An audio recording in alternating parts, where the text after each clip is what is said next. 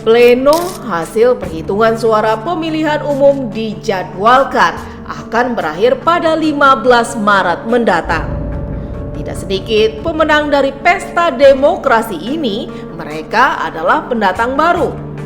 Para politisi yang ngaku-ngaku siap menjadi wakil rakyat, berjuang menyampaikan aspirasi rakyat di parlemen. Namun, apakah semua itu bisa terbukti atau justru hanya sekedar janji-janji? Karena mereka yang terpilih bukan berasal dari para politisi yang mumpuni. Hasil pemilu yang berlangsung pada 14 Februari lalu masih didominasi para politisi partai penguasa, seperti Partai Golongan Karya, Partai Demokrasi Indonesia Perjuangan, Nasional Demokrat, Gerakan Indonesia Raya, Partai Kebangkitan Bangsa, serta Demokrat. Hasil akhir ini didapat dari website resmi Info Pemilu KPU RI. Ya, hiruk-pikuk pemilu masih memanas. Namun, sejumlah nama dan partai yang bakal menjadi pemenang di tahun ini sudah kelihatan wajah mereka. Di Kepulauan Riau, penyelenggara pemilu mengumumkan partai yang bersaing mendudukan para calon legislatif mereka adalah Golongan Karya, Nasional Demokrat, Gerakan Indonesia Raya, disusul partai penguasa lainnya. Baik teman-teman, saya ingin menyampaikan bahwa proses rekapitulasi di tingkat kecamatan yang sudah kita mulai serentak di tanggal 17 kemarin, sudah ada 2 kecamatan yang sudah menyampaikan hasil rekap hasil, kemudian juga kotak suara juga sudah bergeser ke gudang logistik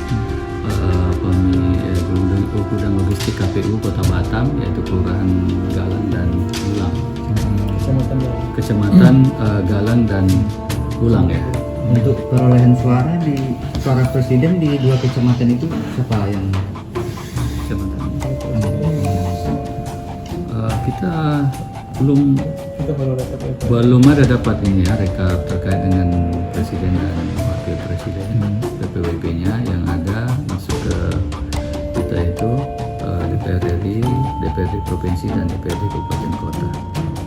Gitu. Kalau dari partainya perolehan suara yang terbesar itu partai apa?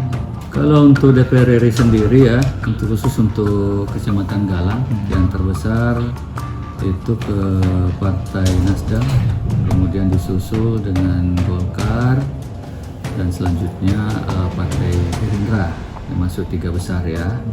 Kemudian disusul lagi dengan Partai PKB ya, PKB Kebangkitan Bangsa. Untuk waktu rekapitulasi ini sampai kapan ya? Jadi sesuai dengan regulasi kita, bahwa untuk proses rekap di tingkat kecamatan itu sampai pada tanggal 2 ya, dan diumumkan di tanggal 3, disampaikan ke KPU kota sampai dengan tanggal 3. Belum semua penyelenggara pemilu memplenokan hasil rekapitulasi suara sampai detik ini. Dari sejumlah daerah di Kepulauan Riau, Bintan sudah mengumumkan pemenangnya.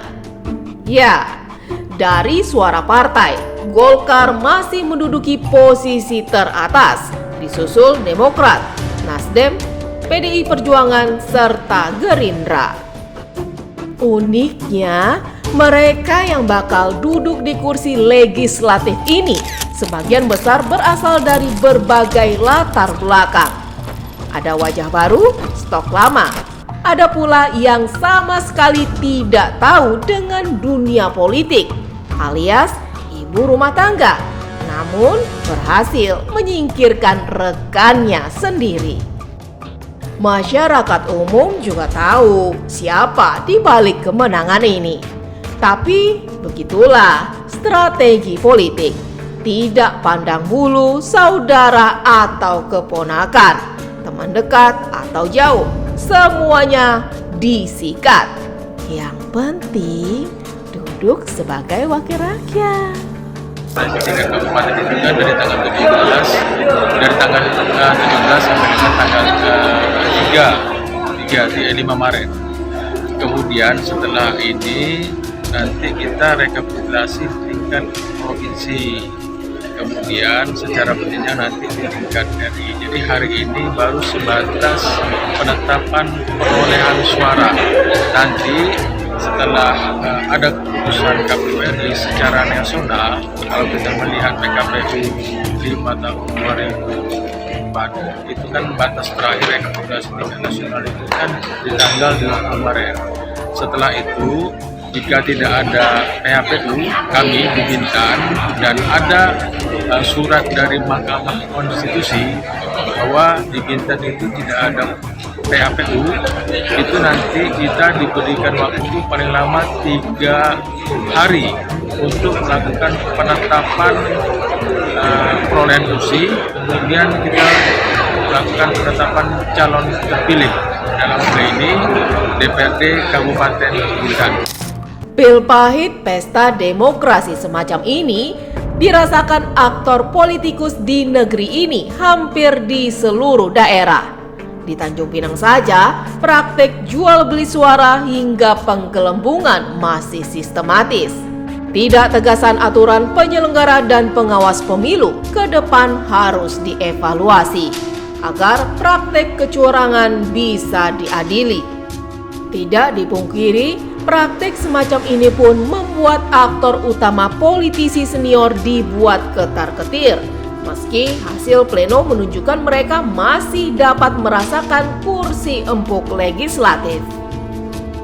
Di tingkat provinsi, misalnya ada nama Teddy Jun Askara. Kader Golkar meraih posisi terbanyak, disusul Bobi Jayanto dari Partai Nasdem. Kemudian pendatang baru dari Partai Keadilan Sejahtera, Ismiati, berhasil naik kelas dari DPRD Kota Tanjung Pinang. Disusul wajah baru Clara Claudia Damayulase dari Gerindra dan Rudi Chua dari Partai Hanura.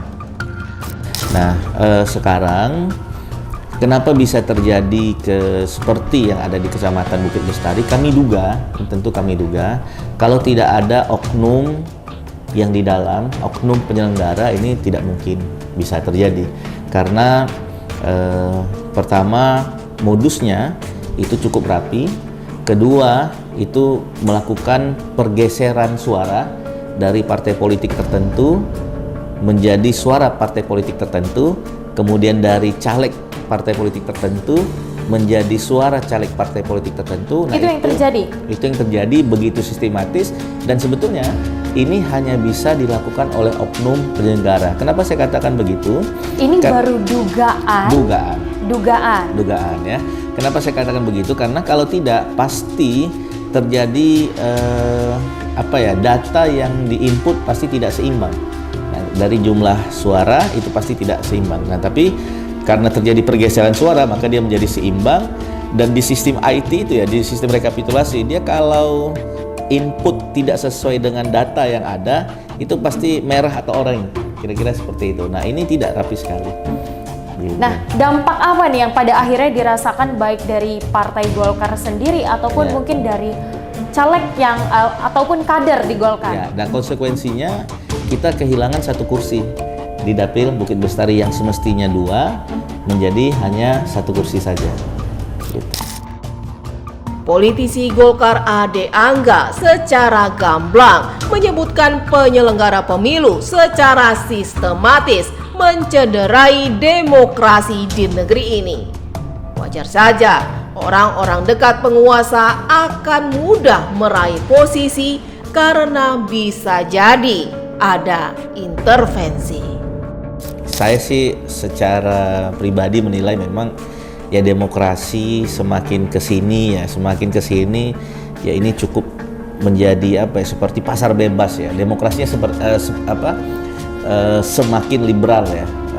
transaksi jual beli suara segala macam. Tapi yakinlah bahwa kita tetap harus optimis, ya, dimana kalau semakin tinggi tingkat pendidikan masyarakat, semakin tinggi wawasan masyarakat, kemudian juga semakin berkualitas SDM orang yang ikut berpolitik, saya yakin ke depan demokrasi masih ada harapan. Tapi memang kalau konsekuensi demokrasi di mana one vote, one value, satu suara nilainya satu, memang ya demokrasi yang seperti pasar bebas ini akan terus ada.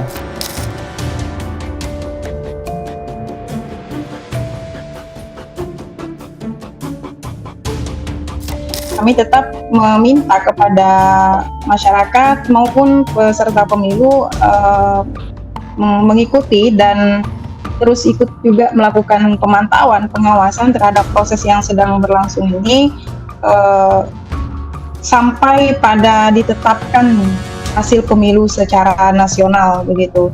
Dan juga tentu ini bukan untuk hari ini, karena kita setelah pemilu ini akan sudah mulai menghadapi pilkada yang juga akan diselenggarakan dalam waktu dekat, dan tahapan juga sudah mulai berjalan saat ini. Tentu apa yang terjadi pada pemilu kali ini, potensi-potensi dugaan pelanggaran ini memberikan ruang bagi kita untuk mengevaluasi bagaimana pilkada 2024 ini juga nanti dapat meminimalisir kecurangan ataupun dugaan pelanggaran yang terjadi, baik itu datangnya dari peserta pemilu, masyarakat, dan juga penyelenggara pemilu. Karena ini adalah sistem tentu satu kesatuan yang tak bisa dipisahkan, semuanya harus mengikuti aturan yang ada.